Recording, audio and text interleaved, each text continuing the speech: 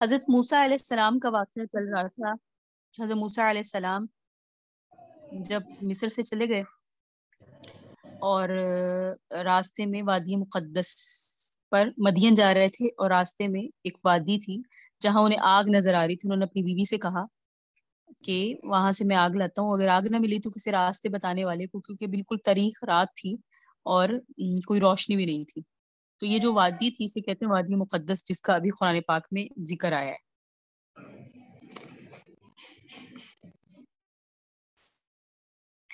اس سے آگے سنیں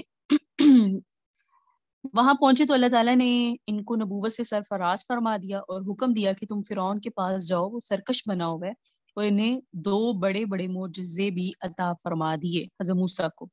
ایک یہ کہ وہ اپنی لاٹھی زمین پہ ڈالتے تھے تو اژدہا بن جاتی تھی، دوسرا یہ کہ اپنے ہاتھ کو گرمان میں ڈالتے تھے تو بہت زیادہ روشن ہو کے نکلتا تھا۔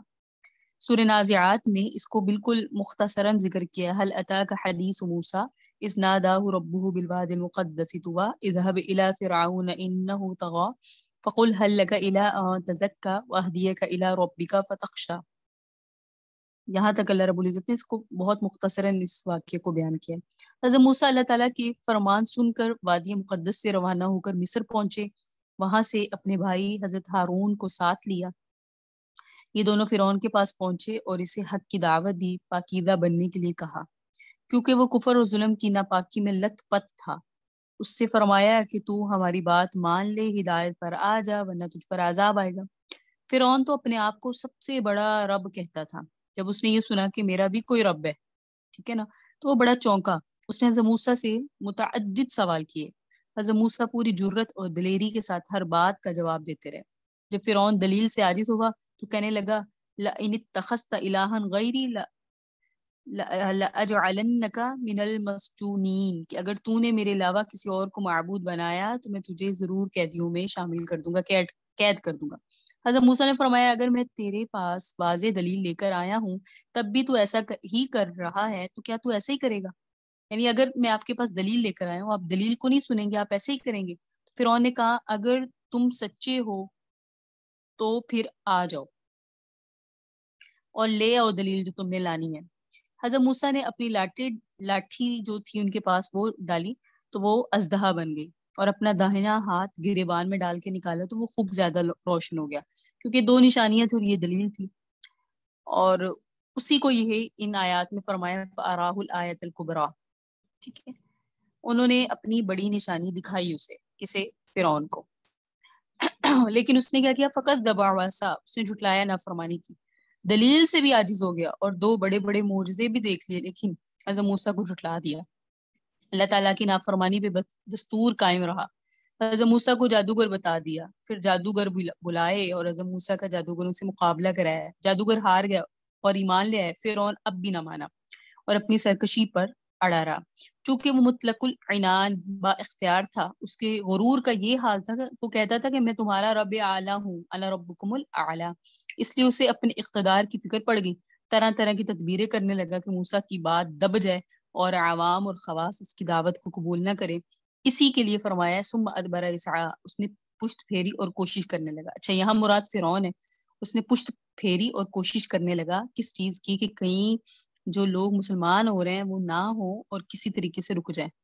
اچھا جی، اس نے پھر کیا کیا؟ فحشر، لوگوں کو جمع کیا، فنادا، اور بلند آواز سے پکارا، یعنی لوگوں سے اس نے بات کی، لوگوں کو جمع کیا اور لوگوں کو پکارا، اور اس کا مقصد یہی تھا کہ کسی طریقے سے یہ میں موسیٰ کا قصہ تمام کر دوں اور لوگوں کو اس تک نہ پہنچنے دوں۔ فقال، اس نے کہا انا ربکم الاعلی، لوگوں کو بلا کر کیا کہا؟ میں تمہارا رب ہوں، رب اعلیٰ ہوں، بڑا ہوں۔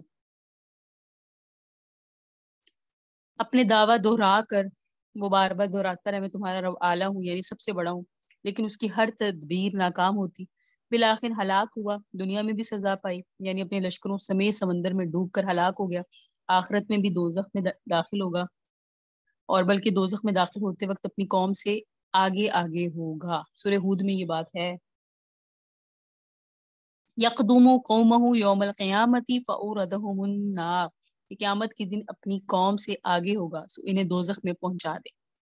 سورہ قصص میں بلکہ آتا ہے کہ वत्तबअहुम फी हादिहि दुनिया लअनतुम व यौमल क़ियामति हुम मिनल मक़बूहीन, कि हमने उसके पीछे दुनिया और आखिरत में दोनों में लानतें लगा दी और वो क़यामत के दिन भी बदहाल होगा।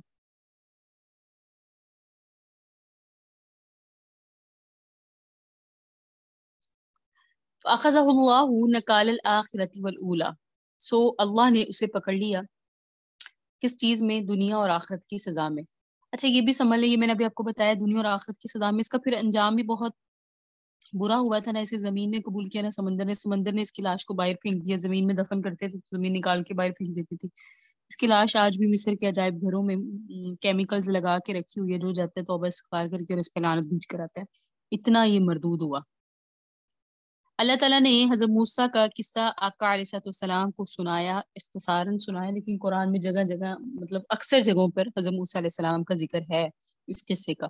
अल्लाह ने सुना के फरमाया क्या नबी अलैहिस्सलाम को कि इन्न फी ज़ालिका लइबरा, इसमें इबरत है, नसीहत है। किसके लिए? लिमन यख्शा, जो डरता है। इसमें उस शख्स के लिए इबरत है जो डरे, जो लोग समझ रखते हैं और इबरत की किस्से से उनकी खौफ खाते हैं कि कहीं हमें नाफरमानी की वजह से दुनिया और आखिरत में बदहाली और अजाब में गिरफ्तार ना होना पड़े। ऐसे लोगों के लिए इबरत और नसीहत है। और जो लोग नाफरमानियों में लगकर अपनी समझ की जो समझ है उसको भी गवा बैठते हैं और किसी बात से मुतासर नहीं होते, ऐसे लोग नाफरमानी ही में तरक्की करते चले जाते हैं। जैसे फिरौन ने सरकशी की, उसने सरकशी की ही राह इख्तियार की और बर्बाद हुआ, हलाक हुआ, मुस्तहिक अजाब हुआ और अजाब नार का मुस्तहिक हुआ। हज़रत मूसा की बिअसत और फिरौन से मुकालमा और फिरौन का अपने लश्करों समेत डूब जाना, ये तफसील के साथ सूरह ताहा, सूरह यूनुस और सूरह क़सस और सूरह नमल, खासकर ये सूरतें कौन कौन सी? हाँ, सूरह आप ना ताहा। बच्चों को नीचे भेज दें।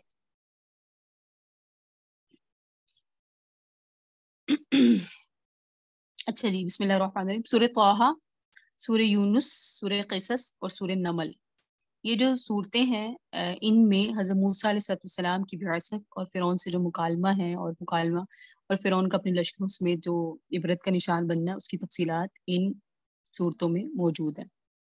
अच्छा जी, अब दोबारा अल्लाह रब्बुल इज़्ज़त अपने उसी अंदाज में आते हैं। शुरू में तो अल्लाह ने वही आपको बताया कि क्या वक़ूए क़यामत को पुख्ता किया 5 कस्में खा के। फिर हज़रत मूसा अलैहिस्सलाम का किस्सा मुख्तसरन अल्लाह के हबीब अलैहिस्सलाम ने अपने हबीब को सुनाया। उसके बाद है अंतुम अशद्दु खल्कन अमिस समाउ बनाहा। फिर अल्लाह फिर दोबारा अपनी निशानियां बयान फरमा रहे हैं। अंतुम अशद्दु खल्कन, क्या पैदाइश के एतबार से तुम्हें पैदा करना ज्यादा मुश्किल है? अमिस समाउ, या आसमान बनाहा, उसको बनाना मुश्किल है। ये जो लोग क़यामत के मुनकिर थे, अब अल्लाह उनसे खिताब करके फरमाते हैं कि तुम अपनी दोबारा तख्लीक को मुश्किल समझ रहे हो। ये बताओ कि तुम्हारी तख्लीक ज्यादा मुश्किल है या आसमान की तख्लीक? जरा सी समझ वाला आदमी भी ये फैसला कर सकता है कि वज़ाहिर आसमान की तख्लीक ज्यादा मुश्किल है। कभी बैठे ना तो आसमान को जरूर देखें, और दूर तक फैला हुआ है, और जहां भी जाए आसमान फैला हुआ है, जहां भी जाए जमीन फैली हुई है, जहां भी जाए आसमान फैला हुआ है। कोई ऐसी जगह नहीं जहां जमीन ना हो, कोई ऐसी जगह नहीं जहां आसमान ना हो। तो हम एक दुनिया में रह रहे हैं ना, जिसे आसमान और जमीन के दरमियान है हम। तो कभी गौर करें कि ये आसमान जो इतना बे इंतहा फैला हुआ है, ठीक है, तो ये अल्लाह की कितनी बड़ी निशानी है। तो जब अल्लाह ताला ने आसमान जैसी चीज को पैदा फरमा दिया तो तुम्हारा पैदा करना क्या मुश्किल है? उसके बाद आसमान की बुलंदी, और अल्लाह ने रात और दिन का तस्करा फरमाया। अल्लाह ने फरमाया रफा सम कहा, अल्लाह ने इसको बनाया, इसकी छत को बुलंद किया, फसव्वाहा, सो इसे दुरुस्त बनाया। ठीक है, यानी उसकी छत को बुलंद फरमाया, सो इसे बिल्कुल दुरुस्त बनाया। आगे अल्लाह ने फरमाया व अग़तश लैलहा व अख़रज ज़ुहाहा, उसकी रात को तारीक बनाया और उसके दिन को ज़ुहाहा, रोशन बनाया। वल अर्द बअद ज़ालिका दहाहा, और उसके बाद जमीन को अल्लाह ने फैलाया। अखरज मिनहा माअहा व मरआहा, जमीन से निकाला पानी और जानवरों का चारा और इंसानों के लिए भी खुराक। वल जिबाल अरसाहा, पहाड़ों को अल्लाह ने जमीन पर जमा दिया। मताअल लकुम, ये सारी चीजें तुम्हारे लिए भी हैं, वली अनआमिकुम, और तुम्हारे मवेशियों के लिए भी है। ठीक है, ये अल्लाह रब्बुल इज़्ज़त ने अपनी निशानियां इंसान को याद दहानी फरमाई कि ये जो मेरी निशानियां हैं, मेरी ये भी कुदरत के करिश्मे हैं, इनको देखकर भी तुम अल्लाह की जात पर ईमान ला सकते हो। रात और दिन के वजूद और ज़ुहूर का ज़ाहिरी सबब चूंकि आफताब का तुलू और गुरूब है, वो बुलंदी पर है, इसलिए लैलहा और ज़ुहाहा का लफ्ज़ अल्लाह रब्बुल इज़्ज़त ने इरशाद फरमाया।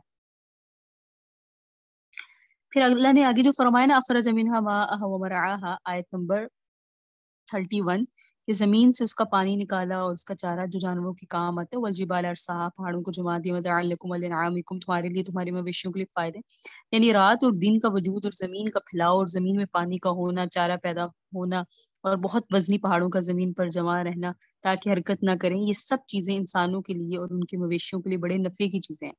انسان پر لازم ہے کہ اپنے رب کا شکر گزار ہو اور اس کے نبیوں اور کتابوں کی خبروں کے مطابق وقوع قیامت کا اقراری ہو، اس دن کے لیے فکر مند ہو۔ آسمان اور زمین کی پیدائش میں جو ترتیب ہے اس کا ذکر سورہ بقرہ اور سورہ حامیم سجدہ کی تفسیر میں ہے۔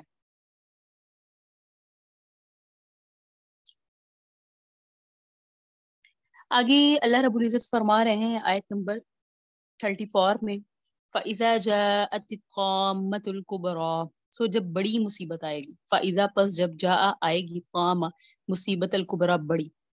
اب اللہ نے اس کا نقشہ کھینچا ہے، یوم یتذکر الانسان ما سعی، یوم جس دن یتذکر یاد کرے گا الانسان انسان، ما جو سعی اس نے دنیا میں کیا، وبرزت الجحیم لمن یرا، دیکھنے والوں کے لیے دوزخ کو ظاہر کر دیا جائے گا، اور برزت ظاہر کر دیا جائے گا، الجحیم دوزخ کو، لمن اس کے لیے، یرا جو دیکھے، فاما برحال جو من جو طغى جس نے سرکشی کی، وہ آثر الحیات الدنیا اور دنیاوی زندگی کو ترجیح دی، آثر مطلب ترجیح دی، الحیات الدنیا دنیاوی زندگی کو، فإن الجحیم ہی المأوی، تو بلا شبہ الجحیم یعنی دوزخ ہی یا اس کا المأوی ٹھکانہ ہے۔ جس نے سرکشی کی اور دنیاوی زندگی کو ترجیح دی اس کا ٹھکانہ دوزخ ہے، اللہ معاف فرمائے۔ سب بھی دیتے ہیں اب تو دنیاوی زندگی کو ترجیح۔ تو طامۃ الکبریٰ قیامت کا منظر، بڑی مصیبت، ٹھیک ہے۔ حسن بصری رحمہ اللہ نے فرمایا طامۃ الکبریٰ سے مراد نفخہ ثانیہ ہے۔ ارشاد فرمایا جس دن سب سے بڑی مصیبت آئے گی، انسان یاد کرے گا اپنی کوششوں کو، یعنی دنیا میں جو اعمال کیے تھے ان کو یاد کرے گا، کیونکہ ان اعمال پر عذاب و ثواب کا مدار ہوگا۔ اس وقت جہیم یعنی دوزخ کو ظاہر کر دیا جائے گا، جسے سب دیکھنے والے دیکھ لیں گے۔ حساب کتاب کے بعد جو فیصلے ہوں اس میں دو ہی جماعتیں ہوں گی، ایک جماعت دوزخ کی دوزخی اور ایک جماعت جنت کی جنتی۔ سورہ شورا میں بھی ہے نا یہ، فریق فی الجنہ و فریق فی السعیر، ٹھیک ہے۔ اور جو لوگ اعراف میں ہوں گے وہ بھی آخر میں جنت میں ہی داخل ہوں گے۔ جنت و دوزخ کے داخلے کی بنیاد بتاتے ہوئے ارشاد فرمایا فاما من طغى وآثر الحیات الدنیا فإن الجحیم ہی المأوی، جس نے سرکشی کی، دنیا والی زندگی کو ترجیح دی، دنیا ہی کے کام کرتا رہا، آخرت کی تیاری نہ کی، تو اس کا ٹھکانہ جہنم ہے۔ عام طور پر کفر کا اختیار کرنا، حق ظاہر ہوتے ہی حق قبول نہ کرنا، اس لیے ہوتا ہے کہ دنیا کو ترجیح دیتے ہیں، مال اور دولت اور کرسی چلے جانے کے ڈر سے حق قبول نہیں کرتے، یہ دنیا کو آخرت پر ترجیح دینا ہے۔ جو لوگ مسلمان ہونے کے دعوے دار ہوتے ہیں لیکن ساتھ ہی گناہوں میں بھی منہمک ہوتے ہیں، ان کا باعث بھی دنیا کو ترجیح دینا ہوتا ہے۔ مال کی طلب یا جاہ اور شہرت اور عہدہ کا لالچ، یہ چیزیں گناہوں میں ڈالتی ہیں، فرائض اور واجبات چھڑاتی ہیں، اور کاروبار میں خیانت، ملاوٹ وغیرہ کرنے پر آمادہ کرتی ہیں۔ جو شخص آخرت کو ترجیح دے گا اور یہ یقین کرتے ہوئے زندگی گزارے گا کہ قیامت کے دن پیش ہونا ہے، وہ دنیا کو ترجیح نہیں دے گا۔ دنیا کی طلب، حلال کما کر حلال مواقع پر خرچ کرنے کے لیے دنیا کی طلب کرنا یہ جائز ہے، البتہ دنیا کو آخرت پر ترجیح دینا ہلاکت کا سبب ہے۔ اللہ پاک ہم سب کو محفوظ فرمائے۔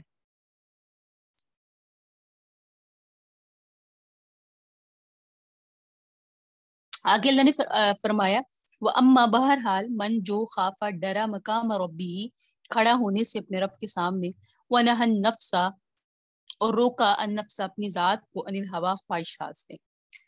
پہلی کیا بتایا، جو شخص اپنے رب کے سامنے کھڑا ہونے سے ڈرا، یعنی برے اعمال کرتے رہنے سے ڈرا، اور اسے تھا کہ مجھے بھی اللہ کے حضور حاضر ہونا ہے، مجھے اس سے ڈر لگتا ہے تو میں نیک اعمال ہی کروں، اور وہ اپنے نفس کو خواہشات سے روکتا رہا، اس کے لیے کیا ارشاد فرمایا فإن الجنت ہی المأوی، اس کا ٹھکانہ جنت ہے، فإن بے شک الجنہ جنت ہیا اسی کا، المأوی ٹھکانہ ہے۔ یسألونک عن الساعۃ ایان مرساها، یہ نئی بات شروع ہو گئی۔ اب دوسرا اللہ نے رخ لیا کہ وَأَمَّا مَنْ خَافَ مَقَامَ رَبِّهِ وَنَهَى النَّفْسَ عَنِ الْهَوَىٰ فَإِنَّ الْجَنَّةَ هِيَ الْمَأْوَىٰ، انسان گناہوں کو چھوڑنا چاہتا ہے، حرام سے بچنے کا ارادہ کرتا ہے، فرائض واجبات کا اہتمام کرنا چاہتا ہے، تو اس کا نفس آڑے آ جاتا ہے۔ نفس کو آرام چاہیے، مزہ لذت چاہیے، اسے ہری بھری دنیا محبوب ہے، آخرت میں کیا بنے گا اسے اس کی فکر ہی نہیں ہے، لہٰذا وہ گناہوں میں منہمک رہنے ہی کو پسند کرتا ہے۔ اور جو لوگ اپنے نفس پر قابو پاتے ہیں اسے گناہوں سے روکتے ہیں، حرام سے بچاتے ہیں اور صرف جائز مال اور حلال لذت پہ اکتفا کر لیتے ہیں، ایسے لوگ مبارک ہیں، ان کے لیے جنت کا وعدہ ہے جہاں ہر خواہش پوری ہوگی۔ قیامت کے دن کے حساب کتاب کا جس نے دھیان رکھا اور وہاں کی پیشی سے خوف زدہ ہوا، اس کے لیے جنت کا داخلہ ہے۔ اور اسی وہاں سورہ رحمان میں ہے نا، 2 باغ ملیں گی، وَلِمَنْ خَافَ مَقَامَ رَبِّهِ جنتان، ٹھیک ہے۔ حضرت جابر رضی اللہ تعالیٰ عنہ سے روایت ہے کہ آقا علیہ السلام نے ارشاد فرمایا کہ مجھے اپنی امت پر سب سے زیادہ اس بات کا خوف ہے کہ نفس کی خواہشوں پر چلیں گے، لمبی لمبی امیدیں باندھ کر رہیں گے، اور پھر فرمایا نفس کی خواہش حق سے روکتی ہے اور امید کی درازی آخرت کو بھلا دیتی ہے۔ مزید یہ فرمایا کہ دنیا برابر جا رہی ہے اور یہ آخرت کے سفر میں ہے، برابر چلی آ رہی ہے، اور دونوں میں سے ہر ایک کے بیٹے ہیں۔ سو اگر تم سے ہو سکے کہ دنیا کے بیٹے نہ بنو تو ایسا کر لو، کیونکہ آج تم دارالعمل میں ہو، حساب نہیں ہے، کل کو دار آخرت میں ہوگے، وہاں عمل نہیں ہوگا۔ ایک حدیث میں یوں ہے کہ آخرت کے بیٹے بنو، دنیا کے بیٹے مت بنو، کیونکہ آج عمل ہے اور حساب نہیں، اور کل کو حساب ہوگا، عمل نہیں۔ آگے اللہ رب العزت نے جو آیات ارشاد فرمائی ہیں وہ ہیں یسألونک عن الساعۃ ایان مرساها، اے نبی صلی اللہ علیہ وسلم وہ لوگ آپ سے قیامت کے بارے میں دریافت کرتے ہیں، ایان کب مرساها قیامت کا وقوع ہوگا، فیما انت من ذکراہا اس کے بیان کرنے میں آپ کا کیا تعلق، فیما انت من ذکریہا کیا مسئلہ ہے یا کیا تعلق ہے ان کا اس کو بیان کرنے میں، الی ربک منتہاہا آپ کے رب کے پاس اس کا علم ہے، انما انت منذر من یخشاہا آپ تو صرف ڈر سنانے والے ہیں، انما انت بے شک آپ منذر ڈرانے والے، من اس کو یخشاہا جو اس سے ڈرتا ہو، کأنہم یوم یرونہا جس دن، کأنہم گویا جس دن یوم یرونہا وہ اس کو دیکھیں گے تو کہیں گے لم یلبسو وہ لوگ اس دنیا میں نہیں رہے الا مگر عشیۃً دن کے آخری حصے میں، او ضحاہا یا دن کے اول حصے میں، یعنی وہ یہ سمجھیں گے کہ دنیا میں تو وہ ایسے رہے ہیں جیسے صبح سے دوپہر تک یا دوپہر سے شام تک۔ تو یہاں سے اللہ رب العزت ایک ارشاد فرما رہے ہیں کہ یہ لوگ آپ سے پوچھتے ہیں کس کے بارے میں، قیامت کے بارے میں۔ کیوں پوچھنا چاہتے ہیں؟ کیونکہ اس کا علم تو اللہ کے پاس ہے، اس کا علم تو آپ کو بھی نہیں، آقا علیہ السلام آپ کو ہاں نشانیاں معلوم ہے، اتنا علم جتنا اللہ نے آپ کو سکھا دیا، لیکن صحیح علم اور کب آئے گی یہ ساری چیزیں اللہ کو پتہ ہے، تو یہ آپ سے پوچھتے ہیں، تو اللہ رب العزت کے پاس ہی اس کا علم ہے۔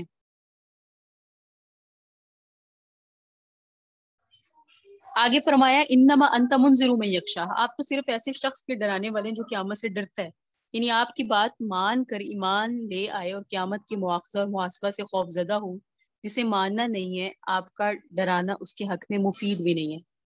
جس دن وہ اس کو دیکھیں گے ایسا معلوم ہوگا گویا صرف ایک دن کے آخری حصے میں رہے ہوں یا اس کے اول حصے میں۔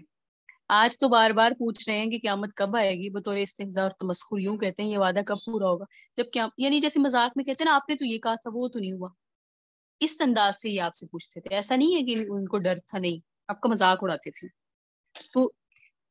تو یہ اللہ کا نبی علیہ السلام کا مذاق اڑاتے تھے کہ یہ وعدہ کب پورا ہوگا، جب قیامت آئے گی اس وقت دنیا والی زندگی جس میں انسان برسوں گزارتا ہے تھوڑی سی معلوم ہوگی، اور یوں سمجھیں گے کہ ہم نے جو عذاب کی جلدی مچائی تھی وہ واقع جلدی آ گئے، وقوع کے وقت جلدی ہی سمجھیں گے، اگرچہ اب یوں کہتے ہیں نا کہ یہ وعدہ کب ہوگا۔ تو اللہ رب العزت نے یہاں یہ فرمایا کہ اس وقت تمہیں سمجھ آئے گی کہ جس چیز کے بارے میں ہم سوال کرتے تھے اور جس کے بارے میں ہم نے ادھم مچایا تھا اور مذاق اڑاتے تھے وہ تب سر پہ آ پڑا، اور اس وقت انسان کے پاس کوئی دوسرا چارہ نہیں ہوگا۔ آخر یہ وحاد آخر تفسیر سورۃ النازعات، الحمدللہ الذی بنعمتہ تتم الصالحات والصلاة والسلام علی سید الکائنات وعلی آلہ وصحبہ روات الآیات الحداۃ الی الجنات، آمین۔